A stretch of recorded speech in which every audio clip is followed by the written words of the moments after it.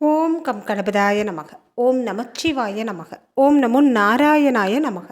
அனைவருக்கும் அன்பான வணக்கங்கள். நான் உங்கள் ராஜி. இன்றைக்கி நம்ம பார்க்க போகிறது அருணகிரிநாதர் அருளிய கந்தர் அனுபூதி பாடல் 19. இந்த பாடலை பாடுறதால நமக்கு என்ன நன்மை கிடைக்கும்? இந்த பாடலை பாடுறதால நமக்கு வாழ்க்கையில் துன்பம் அப்படிங்கிறதே இருக்காது.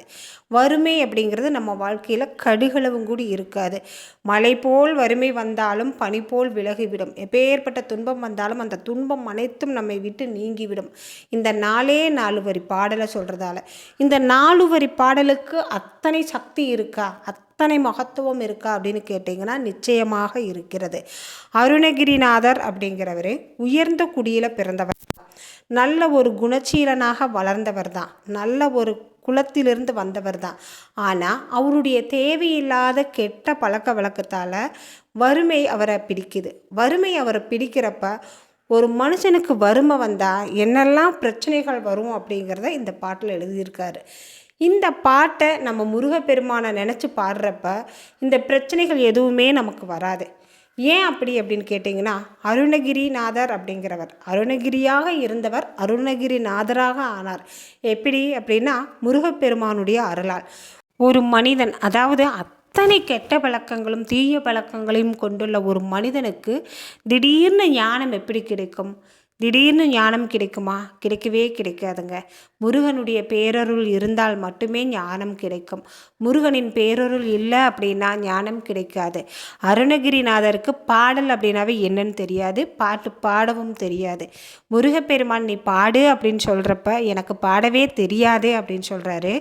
முத்து முத்தாக நீ பாடு, உன்னால் பாட முடியும், என்னை பற்றி பாடு அப்படின்னு சொல்லி முருகப்பெருமான் எடுத்து கொடுத்து அருணகிரிநாதர் பாடியது தான் இந்த திருப்புகழ். அதன் பின்பு நிறைய அவர் பாடல்களை பாடியிருக்கிறார்.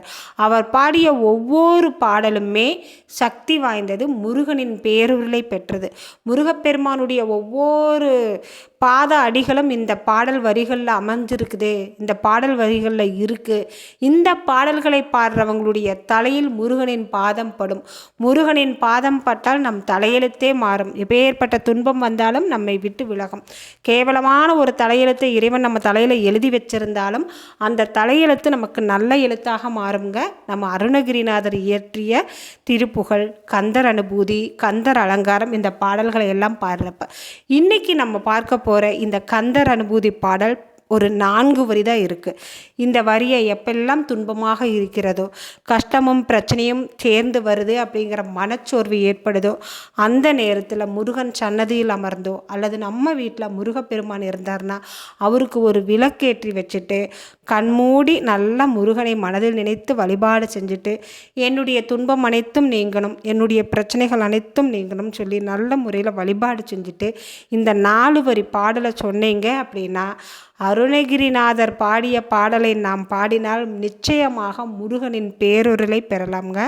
முருகனுடைய பேரருள், முருகனுடைய திரு அடி நம்ம தலையில் பட்டுச்சு அப்படின்னா, திருப்பாதம் நம் தலையில் பட்டுச்சு அப்படின்னா நம் துன்பம் அனைத்தும் நீங்கும், நம்ம தலையெழுத்தே மாறும், நம்மளுடைய கஷ்டம் அனைத்தும் நீங்கும். நம்பிக்கையோடு நீங்கள் இந்த 4 வரியை சொல்லுங்கள். எப்பெல்லாம் உங்களுக்கு நேரம் கிடைக்குதோ அப்பெல்லாம் சொல்லுங்கள். சொல்ல சொல்ல செல்வம் சேருங்க. செல்வாக்கான வாழ்க்கையை நம்ம வாழ முடியும். வடிவும் தனமும் மனமும் குணமும் குடியும் குலமும் குடிபோக்கியவா அடி அந்தம் இல்லா அயல்வேலரசே மிடி என்று ஒரு பாவி வெளிப்படினே. இந்த பாடலுக்கான அர்த்தத்தை பார்க்கலாம் வாங்க. மிடி என்று ஒரு பாவி வெளிப்படினேன். மிடி அப்படின்னா வறுமை. வறுமை அப்படிங்கிற ஒரு பாவி வெளிப்பட்டுச்சு அப்படின்னா, வறுமை அப்படிங்கிறது மனிதனை பிடிச்சிச்சுன்னா, வடிவும் நல்ல அழகும், தனமும் செல்வாக்கும், மனமும் நல்ல குணம் போயிடும். வறுமை அப்படிங்கிறத இருந்தாலும் பணத்துக்காக கெட்ட வழியில் போகலாம் அப்படிங்கிற நல்ல குணம் போயிடும். குடியும் குலமும், அதாவது நம்ம எப்பேற்பட்ட குடியில் பிறந்தாலும் அந்த குடியோட குலத்தோட பெருமை போயிடும். இந்த பிரச்சனைகள் அனைத்தும் வந்துவிடும். ஒரு மனுஷனுக்கு மிடியென்ற ஒரு பாவி வெளிப்படினே, வறுமை என்கிற ஒரு பாவி ஒரு மனுஷனை பிடிச்சதே அப்படின்னா இத்தனை பிரச்சனைகளும் வரும்.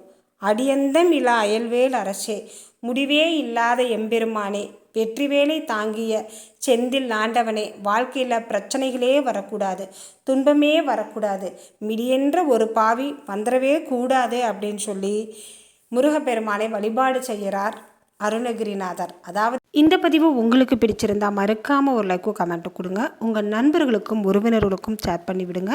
மீண்டும் அடுத்த பதிவில் பார்க்கலாம். நன்றி, வணக்கம்.